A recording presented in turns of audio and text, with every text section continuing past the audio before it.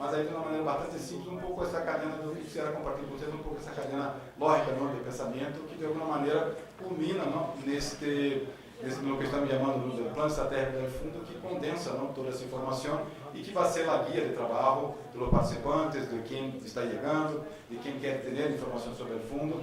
E muitas vezes também o que hacemos é, como se uma vez um plano que se quer muito grande, condensar as informações de um plano de negócios que pode ser apresentado a inversionistas, a participantes, ou seja, de uma maneira um pouquinho mais sensível, um pouco mais condensada. Então, basicamente é isto. Isso ha sido uma lição aprendida. Temos aqui uma pessoa que nos ajudou muito a pensar nisso aqui, não? Em relação à igualação, né?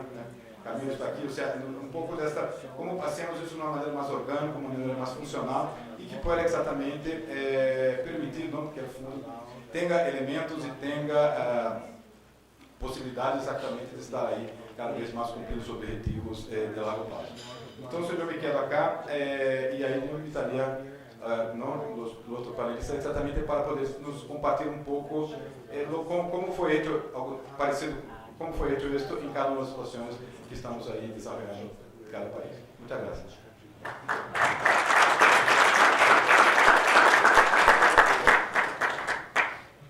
Muchas gracias, Fernando.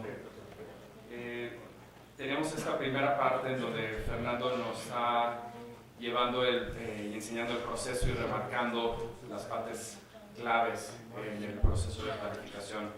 Y vamos a tener un Q&A para dividir estas dos sesiones, pero viendo el tiempo, lo que vamos a hacer es continuar con las presentaciones de ya la planificación aplicada con estos tres casos. Entonces voy a pedirle a María Claudia que por favor pase. María Claudia es una abogada y especialista en Derecho Administrativo y tiene una maestría en Gobierno y Políticas Públicas. Tiene amplia experiencia de trabajo en el sector público, en niveles directivos y en asesoramiento. Entre los cargos que le han permitido gestionar proyectos de sostenibilidad para la conservación de cuencas se encuentra el de jefe de oficina de gestión y enlace de Cor Magdalena y asesora de viceministro de Agua. Posiciones desde las cuales gestionó la viabilidad de proyectos y la asignación de recursos nacionales e internacionales para la satisfacción de las necesidades básicas de la población. Actualmente, María Claudia es la directora de la Corporación Cuenca Verde, que es el Fondo de Agua de Medellín, y el Valle de Aburrá.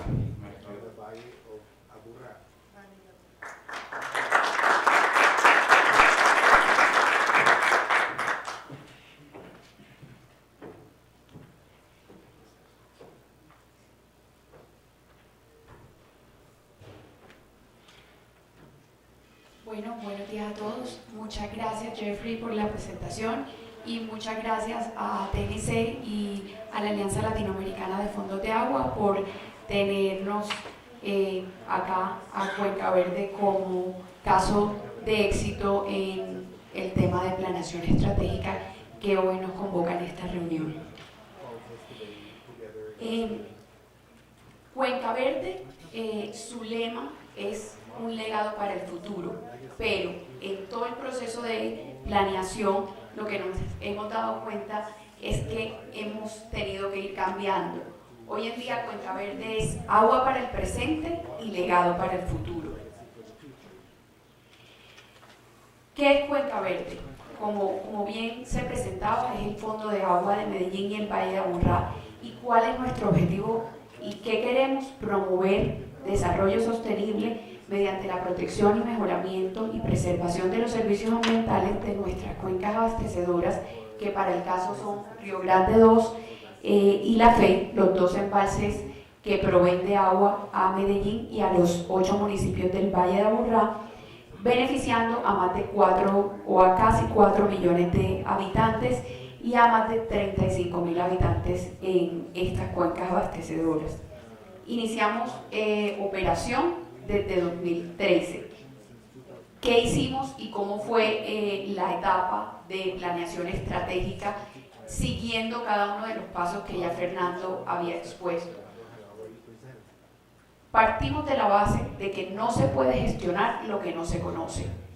Empezamos a hacer unos estudios para conocer cuál era la problemática y qué debíamos hacer. Todo comienza con el convenio de cooperación 9100-8380-32 de 2010, que duró 2 años de ejecución. Este convenio fue firmado entre EPM, Empresas Públicas de Medellín, y TNC.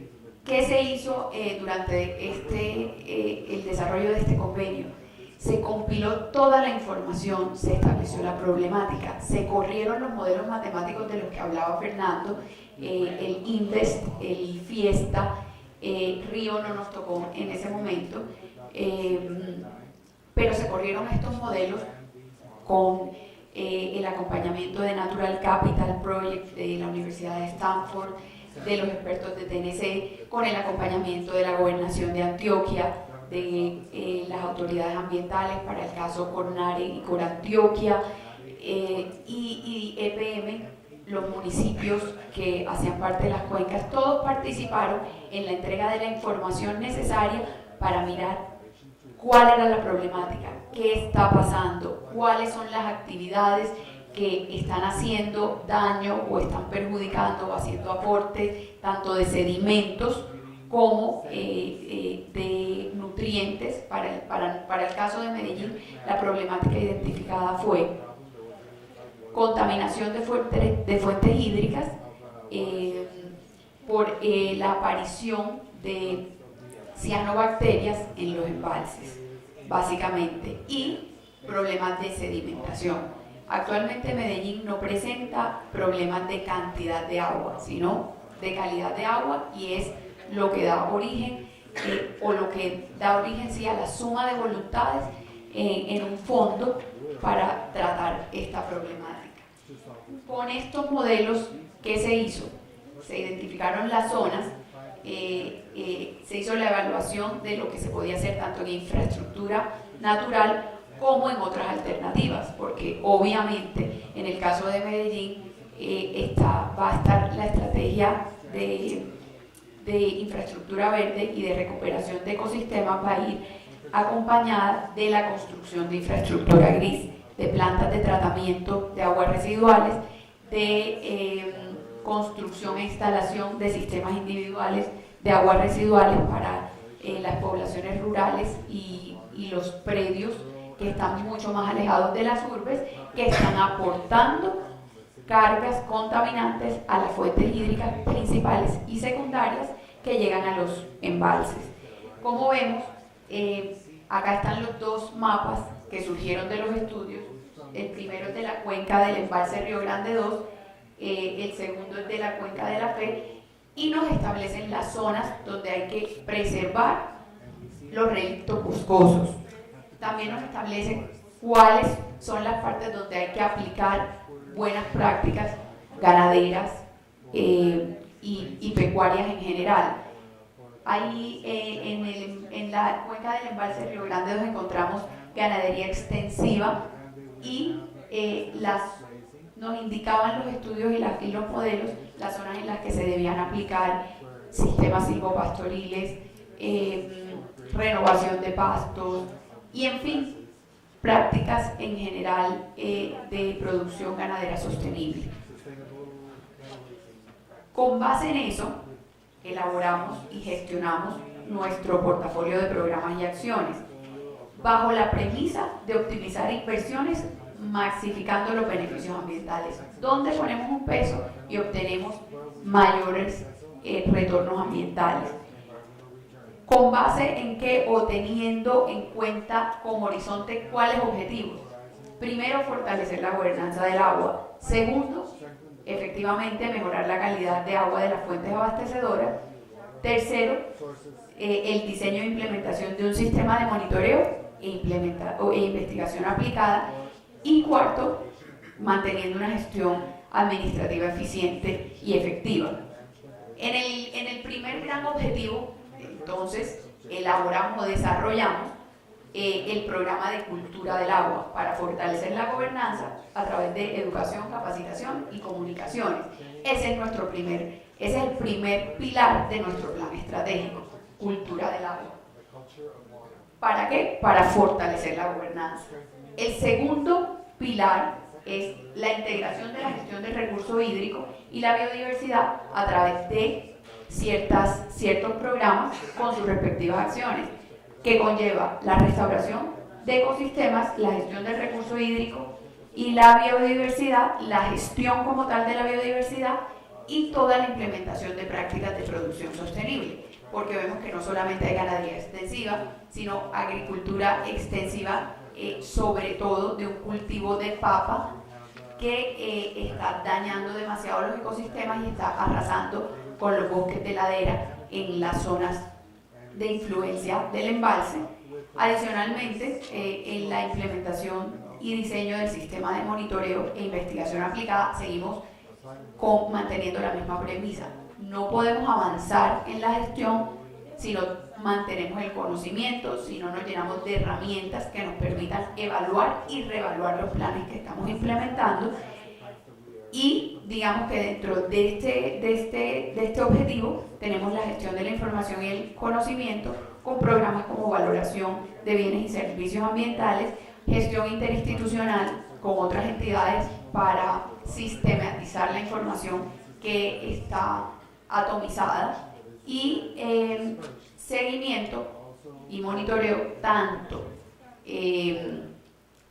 hidrológico que digamos contiene toda la fase físico-química del análisis, pero también con seguimiento socioeconómico, porque estamos midiendo el impacto que tenemos en las comunidades, el impacto en la calidad de vida, en la generación de empleo, en la mejora de las necesidades básicas insatisfechas.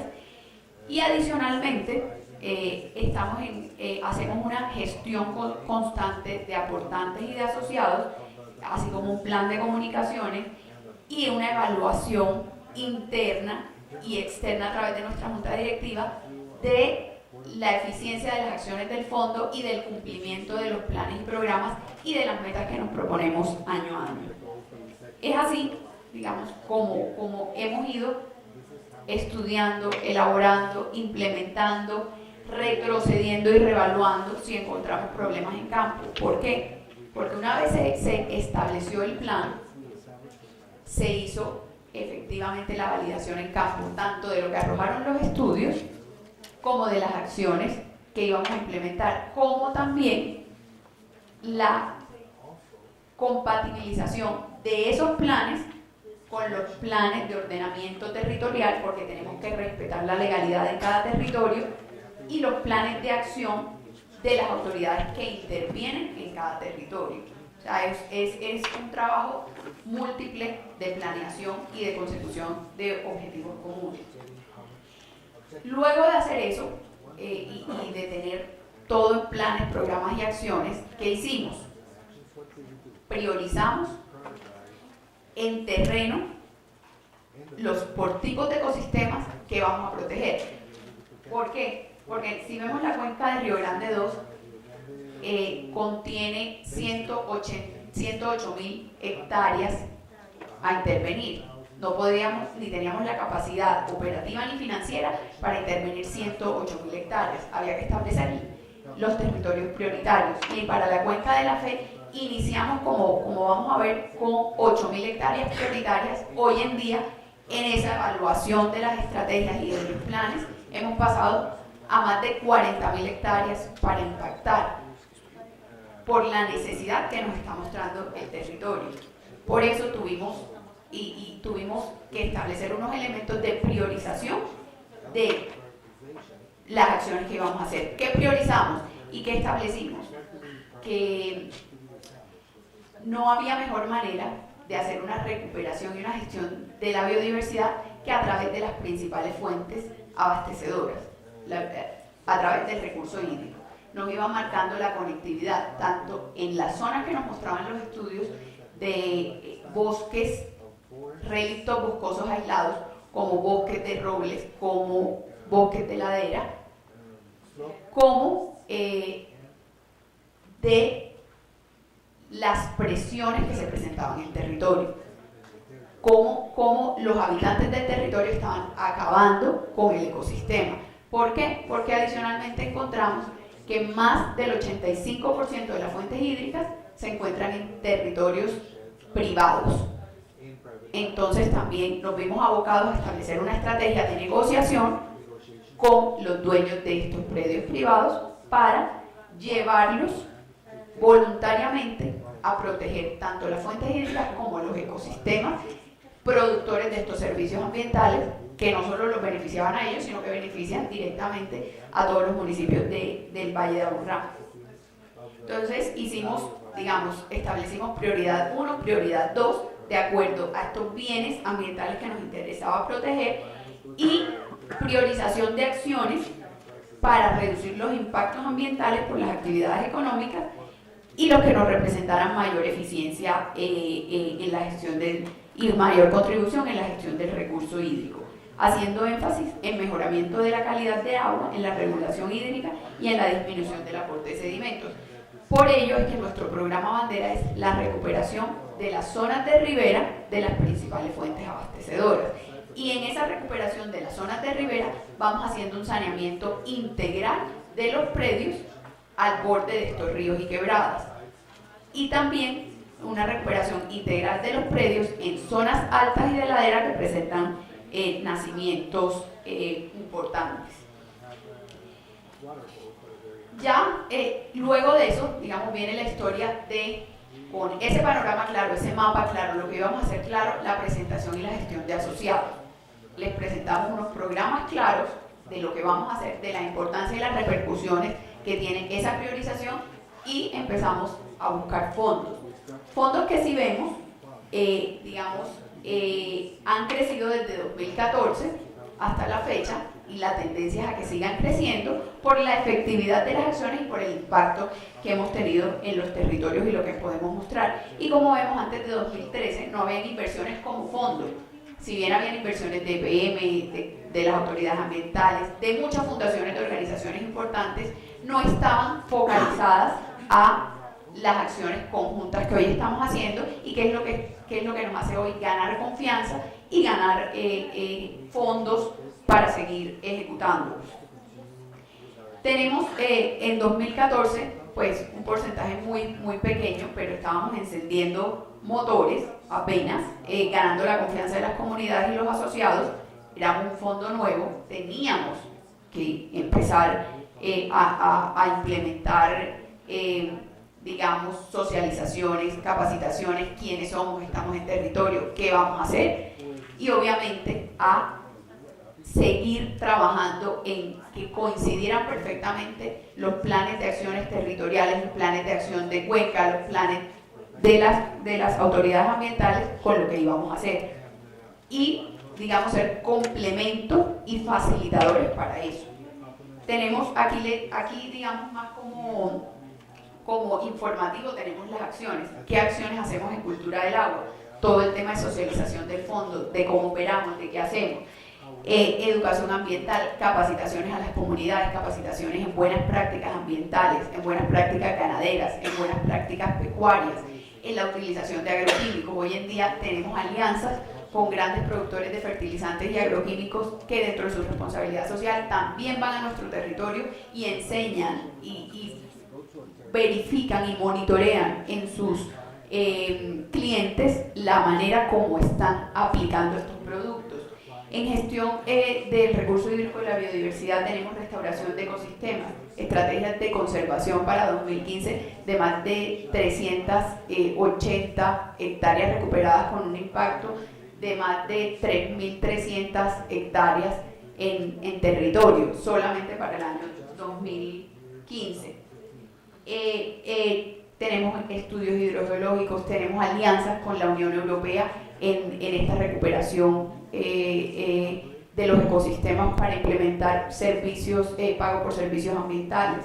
Tenemos que hemos apoyado iniciativas académicas que nos ayudan a engrosar el conocimiento y a engrosar también la vinculación de participantes privados en las cuencas. Y empezamos todo el tema de monitoreo y seguimiento. Aquí también tenemos las acciones, lo que ejecutamos en 2015 y las acciones a ejecutar en 2016 bajo esta misma línea, este replanteamiento de actividades. Y como les decía, tenemos, y les dejo y pueden ver las metas que tenemos en los próximos 5 años. como les decía en un principio, para la cuenca de la Fe, habíamos proyectado el impacto de 8.000 hectáreas con una implementación directa de 1.800 hectáreas. Hoy en día, de esa evaluación y de digamos, reuniones de planificación y de verificación en campo de la problemática, se tomó la decisión de incluir 40.000 hectáreas más. O sea, tenemos 47.000 hectáreas para impactar y para implementar más de 5.500 hectáreas. Tenemos 5.622 hectáreas, lo que nos amplía mucho más el panorama, lo que nos amplía mucho más la necesidad de fondos, pero también lo que nos va a permitir llegar efectivamente a tratar la problemática que se está presentando y que hemos avanzado mucho, que como les digo, les dejo aquí los logros y metas más como información, pero que a lo largo de la vida del fondo hemos tenido no solamente que ir a campo a hacer reconocimientos, porque además las realidades son cambiantes, sino todo el tiempo estar evaluándonos y monitoreándonos para tomar decisiones acertadas.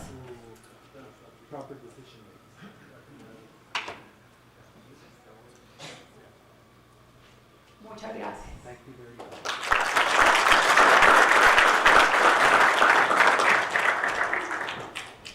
Muchas gracias, María Claudia. El Fondo de Medellín, en verdad, a pesar de su corta vida a la fecha, ha logrado bastante. Siempre es un buen ejemplo que nos gusta resaltar por lo que han logrado hacer. Para que de pronto tengan una idea de lo que hemos hecho en esa priorización, les doy un dato.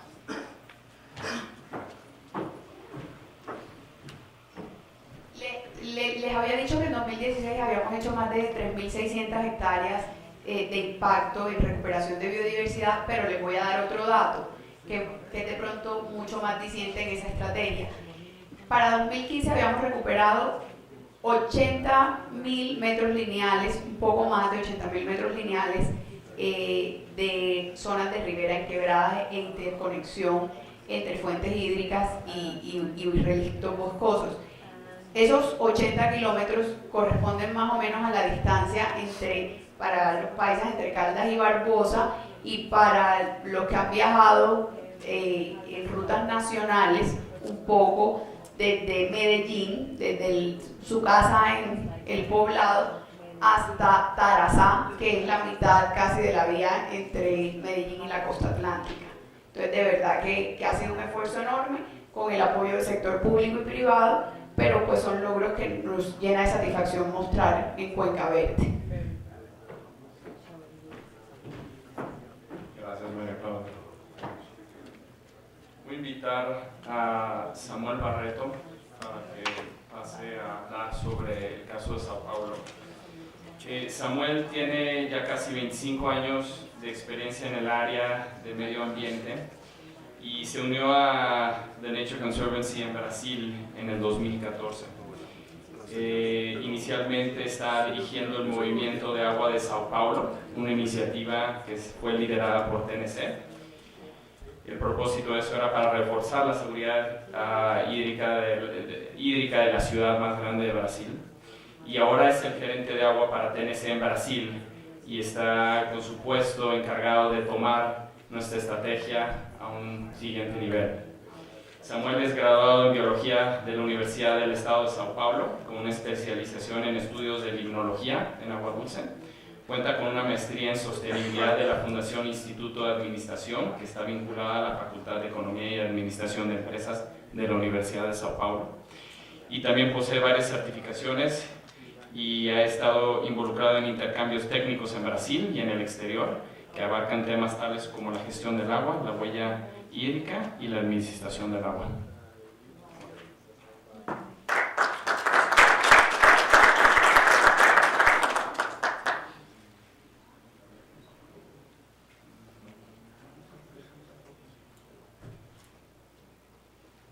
Buenos días.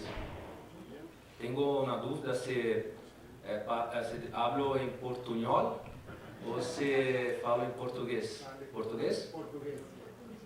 eu tentei. Bom, eu queria primeiro dizer que é a minha primeira Bienal aqui, cumprimentar os meus colegas, Maria Cláudia, Felipe, Daniel, Fernando. Eu acho que participar da Bienal e desse momento especial é algo grandioso, né, junto com vocês, o nosso time do Brasil, dos parceiros do Brasil que estão aqui presentes. O resultado dessa Aliança 2.0, desse aprendizado de 5 anos, está alavancando 500 milhões de dólares, atuando em 4 milhões de hectares em bacias hidrográficas. Isso vai ter um benefício para 80 milhões de pessoas. É algo muito significativo. E eu acho que essa experiência, que a gente espera se tornar uma política pública, né? Agora com casos e projetos na África, a gente vai ver o nosso colega Felipe falar sobre isso, na Ásia, acho que é uma contribuição poderosíssima da TNC, dos seus sócios, por meio dessa aliança, de contribuir com algo que é fundamental para a vida, que é a água. Então, vou passar aqui alguns slides, só para localizar.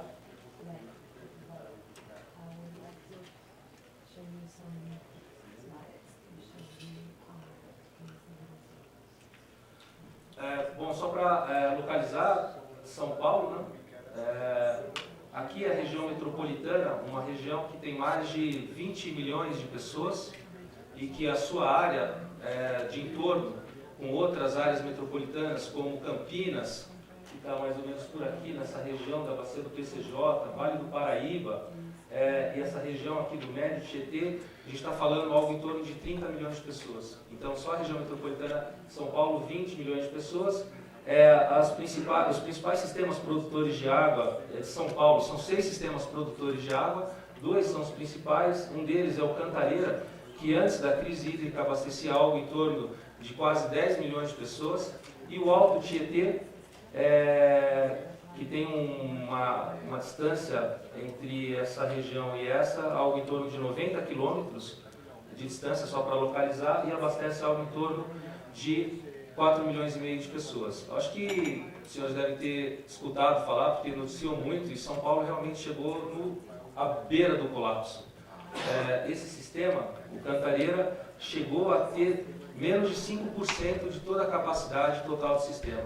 E conversando com um colega, a secretária de Recursos Hídricos de Pernambuco, numa área de semiárido do Brasil, ele dizia: não tem plano B para um estado, uma região abastecer 200 mil pessoas, o que dirá 5, 6, 7 milhões de pessoas. Então, realmente, tivemos muita sorte, porque hoje o sistema está com 46%, mas chegou a 5%